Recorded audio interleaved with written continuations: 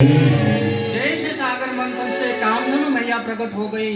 ऋषियों ने बड़े बड़े ब्रह्मर्षि लोग थे, ऋषि लोग थे, देवर्षि लोग थे, संत महात्मा लोग थे। गौ माता को देख करके, कामधनु को देख करके सारे कामना को पूर्ण करने वाली गौ माता है।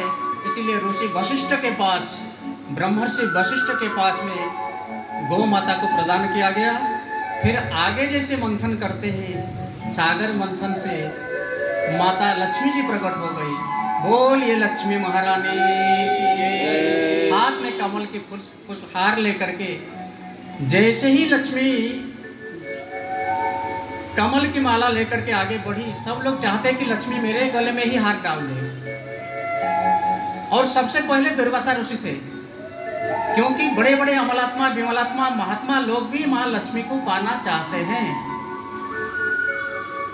लेकिन माँ लक्ष्मी तो माला को लेकर के आगे बढ़ी। ऋषि दुर्वासा तो सिर झुका लिए हैं, शायद माता जी मेरे गले में माला डाल देगी। लेकिन माता ने मना कर दी, माता ने रिजेक्ट कर दिया। दुर्वासा ऋषि इतने बड़े क्रोधी महात्मा थे, बोले मुझे आपने रिजेक्ट कर दिया, मुझे सिलेक्ट क्यों नहीं किया? बोले आप बहुत बड़े तपस्वी महात्मा हैं, लेकिन आप बहुत ज्यादा क्रोधी हैं, बहुत ज्यादा गुस्सा करने वाले हैं। इसलिए जो गुस्सा करते हैं माँ लक्ष्मी वहां टिकती नहीं है। बोलो राधे राधे। आ तो जाएगी लेकिन रुकेगी नहीं, टिकेगी नहीं, चल जाएगी, चल पड़ेगी। सबसे पहले देवराज इंद्र तो ठान बान के बैठे थे, मेरे गले में तो माँ लक्ष्मी गला माने कमल के हार, कमल की माला को डाल देगी। इंद्र ने जैसे सिर झुका लिए, माता लक्ष्मी जी आगे बढ़ गए, रिजेक्ट कर दिया। बोले क्यों, मेरे में क्या कमी है? मैं देवराज इंद्र हूँ। बोले तुम देवराज इंद्र हो सकते, लेकिन तुम डरपोक हो, लड़ते लड़ते मैदान खाली करके भाग जाते हो। बोलो राधे राधे। इसलिए डरपोक व्यक्ति भी माँ लक्ष्मी को प्राप्त नहीं कर सकता है। इतने भीड़ भाड़ से जब सारे दुनिया भर के लोग अमलात्मा, विमलात्मा, महात्मा, देवता लोग हैं, भगवान तो लक्ष्मी को पीठ दिखा करके सागर जी की ओर मुंह करके बैठे हैं। सबको देखते देखते माँ लक्ष्मी कमल की माला लेकर के भगवान विष्णु की ओर चल पड़ी। भगवान विष्णु के गले में माला डाल दी। बोले इनमें भी एक कमी है। बोले क्या? मैं तो इनको दिल से चाहती हूँ, लेकिन वो मुझे दिल से नहीं चाहते हैं। बोलो राधे राधे। मैं तो खूब चाहती हूँ इनको, लेकिन वो मुझे नहीं चाहते हैं।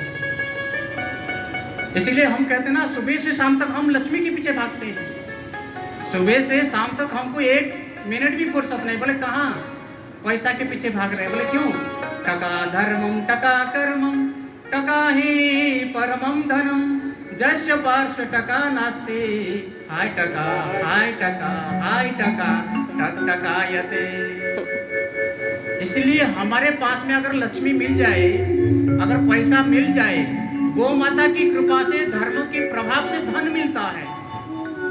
इसलिए धर्म बढ़े तो धन बढ़े, धन बढ़े मन बढ़ जाए, मन बढ़े तो फिर महिमा बढ़े, बढ़त बढ़त बढ़ जाए। अगर हमारे पास में धन आ जाए, गौ माता की कृपा से आते हैं। और गौ माता के बिना कोई भी धार्मिक अनुष्ठान नहीं हो सकता है। इसलिए हमारे जीवन में धर्म, अर्थ, काम, मोक्ष, ये चार पुरुषार्थ को देने वाले हमारे गौ माता जी हैं। गौ माता की कृपा से हमारे जीवन में चार चार पुरुषार्थ प्राप्त कर सकते हैं। और राम जी कहते हैं, त्रेता युग में, अवध में राम जी कहते हैं हमारे घर में भी ये चार पुरुषार्थ हमारे घर में था।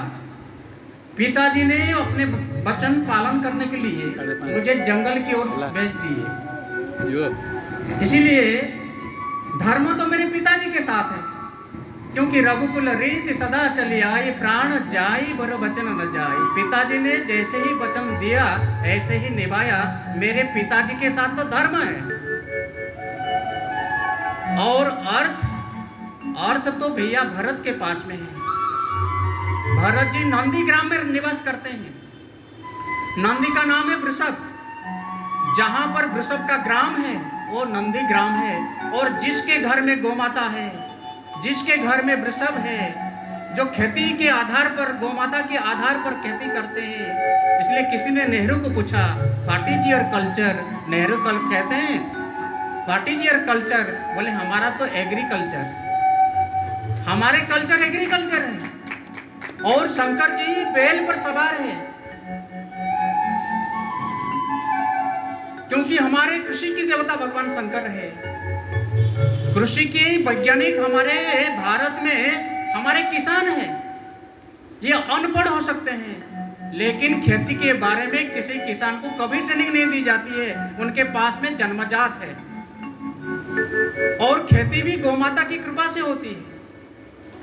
अगर गौ माता नहीं होते तो हम खेती पूर्णता नहीं कर सकते हैं। इसलिए जो भी खेती हम करते हैं गांव में गौ माता की कृपा से करते हैं, और शंकर जी हमारे खेती के अग्रदूत हैं, इसलिए वो वृषभ पर सवार होकर चलते हैं। इसलिए खेती हमारे भारतीय संस्कृति का आधार है। और राम जी कहते हैं भरत जी हमारे नंदीग्राम में रहते हैं। धर्म तो पिताजी के साथ में है और अर्थ तो मेरे भैया भरत के पास है। क्यों? वो नंदी को अपना ग्राम मान करके चलते हैं। जो नंदी ग्राम में रहते हैं वही राम राज्य का नींव रख सकते हैं। बोलो राधे राधे। और काम तो मेरे माँ कैकेयी के पास में है, क्योंकि वो काम करते थे, कामना करते थे, सत्कामना करते थे, जो भी मन में इच्छा करते थे पाने की इच्छा, ये माँ कैकेयी के पास में है। और मोक्ष तो मेरे हाथ में है। राम जी कहते हैं जो धर्म अर्थ काम मोक्ष, ये मोक्ष तो मेरे पास में है। बोले कैसे?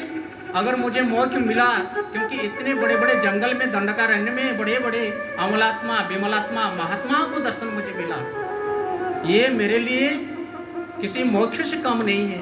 इसलिए गौमाता के दर्शन से चार पुरुषार्थ धर्म अर्थ काम मोक्ष हमारे जीवन में यूं ही मिल जाता है। जैसे राम जी कहते कि हमारे परिवार में ये 4 पुरुषार्थ हैं। बोलिए कृष्णचंद्र भगवान की। गोविंद गोविंद